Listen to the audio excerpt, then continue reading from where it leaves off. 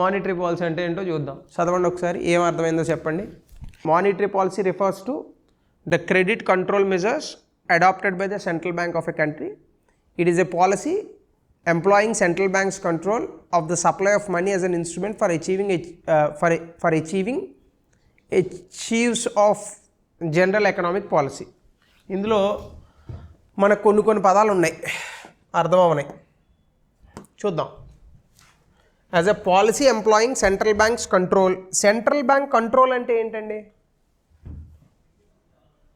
Central bank control అదే ఇండియాలో RBI అంటే ఏంటి? సెంట్రల్ బ్యాంక్ కంట్రోల్ అంటే ఏంటి? ఇప్పుడు ఆర్బీఐ సెంట్రల్ బ్యాంక్ అంటే అదే కదా.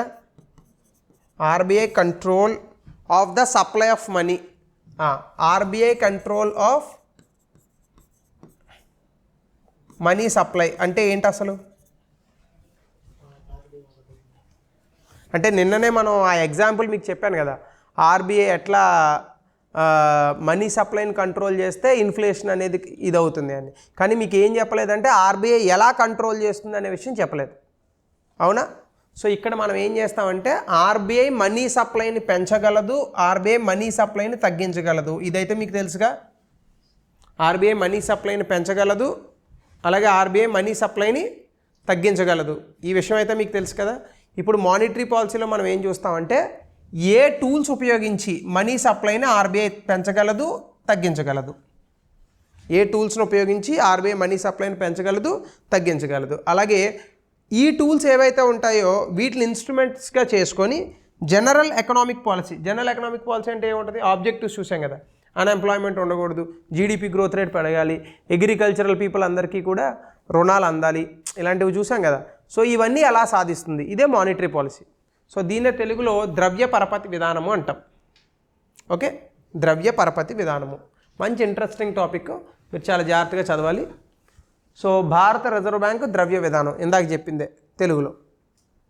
సో ఇక్కడ సేమ్ అవే వస్తాయి మళ్ళీ. కింద చూడండి, monetary policy refers to the use of instruments under the control of the central bank to regulate the availability, cost and use of money and credit. Same definition. ఇప్పుడు చూద్దాం మానిటరీ పాలసీ అంటే అసలు ఏముంటాయి. ఇప్పటి నుంచి మీకు నిద్ర రాదులేండి, ఇబ్బంది పడమాకండి. చూడండి ఒకసారి, ఫస్ట్ చెప్పండి, కంట్రోల్ ఇన్ఫ్లేషన్. ఇన్ఫ్లేషన్ ఎలా కంట్రోల్ చేయొచ్చు అసలు? అసలు ఇన్ఫ్లేషన్ ఎలా వస్తుంది చెప్పండి? ఇన్ఫ్లేషన్ ద్రవ్యోల్బణము అని ఉంది. ద్రవ్యోల్బణం ఎలా వస్తుంది? రెండు కారణాల వల్ల వస్తుంది. చెప్పాలి మీరు. బోర్ కొడుతుందా? తప్పదు మరి. కానీ ఈ పర్టికులర్ చాప్టర్ బోర్ కొట్టకూడదు యాక్చువల్గా, ఇక్కడ నుంచి కొట్టదు. ద్రవ్యోల్బణం ఎలా వస్తుంది అంటే how prices of goods increases. Money supply పెరిగినప్పుడు. సింపుల్గా చెప్పండి, ఇప్పుడు ఫర్ ఎగ్జాంపుల్ బంగారం ఉందా? మీ అందరికి ఇష్టమే కదా అది, ఆడవాళ్ళకి ఎస్పెషల్లీ. ఏమో మీకు ఇష్టమే కదా. గోల్డ్ ఎప్పుడు పెరుగుతుంది చెప్పండి? గోల్డ్ ఇష్టం లేదా? గోల్డ్ ఇష్టం లేదు, గోల్డ్ పెట్టుకున్నారు మీరు. చెప్పండి, ఎలా గోల్డ్ ప్రైసెస్ ఎలా పెరుగుతాయి? డిమాండ్ పెరిగినప్పుడు. సాధారణంగా గోల్డ్కి డిమాండ్ చాలాసార్లు పెరుగుతుంది, ముఖ్యంగా పెళ్ళిళ్ళు ఇలాంటి శుభకార్యాల్లో పెరుగుతుంది. రెండోది ఏంటి? గోల్డ్ ప్రైస్ ఎలా పెరగచ్చు? రెండు, డిమాండ్ కాన్స్టెంట్గా ఉండి సప్లై కనుక తగ్గితే పెరగచ్చు. అంతేనా? మీరు ఎప్పుడైనా గుర్తుపెట్టుకోండి, ప్రపంచంలో మార్కెట్లో, ఏ మార్కెట్లో అయినా సరే, ప్రైస్ ఆఫ్ ఎనీ గుడ్ ఎలా పెరుగుతుందంటే డిమాండ్ అండ్ సప్లై, ఈ రెండే. ఈ రెండిటిని కలిపి మనం ఏమంటామంటే మార్కెట్ ఫోర్సెస్ అని అంటాం. ఏమంటాం? మార్కెట్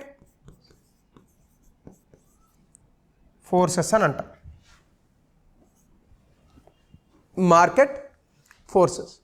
ఇప్పుడు ఇన్ఫ్లేషన్ కంట్రోల్ అనేటటువంటి దాంట్లో ఆర్బీఐ ఎఫెక్టివ్గా చేయగలిగినటువంటి ఒక పని ఏంటంటే సప్లై సైడ్ ఏం చేయలేదు. ఎందుకంటే ఆర్బీఐ గవర్నరు పెద్ద గుణపం వేసుకొని వెళ్ళి సప్లై తగ్గిన ప్రతిసారి ఇండియాలో మొత్తం తవ్వేసి గోల్డ్ తీసి సప్లై పెంచే కెపాసిటీ ఉంటుందా? ఉండదు, అంతే కదా. సో కాబట్టి సప్లై సైడ్ కన్స్ట్రెయింట్స్ని ఆర్బీఐ ఏమీ చేయలేదు. కానీ ఏం చేయగలదు? డిమాండ్ మాత్రం చేయగలదు. అంటే ఫర్ ఎగ్జాంపుల్ ఇప్పుడు బంగారం ధర బాగా పెరిగి ఇన్ఫ్లేషన్ అది అవుతుంది అనుకోండి, ఫర్ ఎగ్జాంపుల్ ఇండియాలో ఉన్నటువంటి మనీ సప్లైని తగ్గించింది అనుకోండి, అంటే మన అందరి జేబులోని డబ్బులు తగ్గాయి అనుకోండి, ఏమవుతుంది అప్పుడు డిమాండ్ అనేటటువంటిది ఆటోమేటిక్గా తగ్గుతుంది. అంటే డిమాండ్ అనేది ఎప్పుడు తగ్గుతుందంటే మన జేబులో ఉన్నటువంటి మనీ ద్వారా.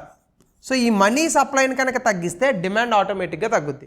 ఇప్పుడు ఆర్బీఐ ఇన్ఫ్లేషన్ని కంట్రోల్ చేయగలదా చేయలేదా? ఆన్ డిమాండ్ సైడ్ చేయగలదు. So the objectives of monetary policy ఏంటంటే ఇన్ఫ్లేషన్ కంట్రోల్. అంటే ద్రవ్యోల్బణం విపరీతంగా పెరిగిపోకూడదు. ఇన్ఫ్లేషన్ అంటే మళ్ళీ మీకు డౌట్ వస్తుంది, కొంత ధర పెరిగినా ఇన్ఫ్లేషన్ అయినా సార్? కాదు, దానికి ఒక లెక్క ఉంటుంది. 2 ± 4 లేదా 4 ± 2. 2 ± 4 అన్నమే కరెక్ట్ అండి. సారీ 4 ± 2 అంటే రేంజ్ ఎంత వస్తుంది? ఇన్ఫ్లేషన్ ఎప్పుడు కూడా 2 to 6% ఈ రెండింటి మధ్యలో అనేటటువంటిది అది ఉండాలి.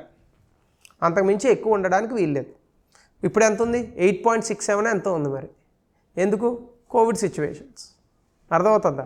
So controlling inflation is one objective. రెండోది జీడిపి. ఎప్పుడైనా గుర్తుపెట్టుకోండి, మనీ సప్లై పెరిగితే ఇన్ఫ్లేషన్ పెరుగుతుందన్నది ఎంత వాస్తవమో జీడిపి కూడా పెరుగుతుందనేది అంతే వాస్తవం. మనీ సప్లై పెరిగితే ఇన్ఫ్లేషన్ పెరుగుతుందనేది ఎంత వాస్తవమో జీడిపి కూడా పెరుగుతుందనేది అంతే వాస్తవం. సో కాబట్టి that you should be understanding. 3 price stability. ఇది రెండు ఒకటే, పెద్దగా డిఫరెన్స్ ఏం లేదు. Reduce unemployment.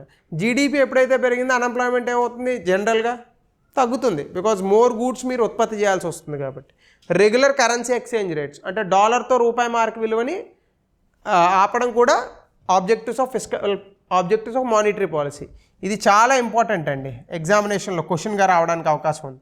చాలామంది ఏమనుకుంటారంటే కరెన్సీ ఎక్స్చేంజ్ రేట్స్ అనేటటువంటి మానిటరీ పాలసీలో భాగం కాదని అనుకుంటారు. But it is also part of monetary policy.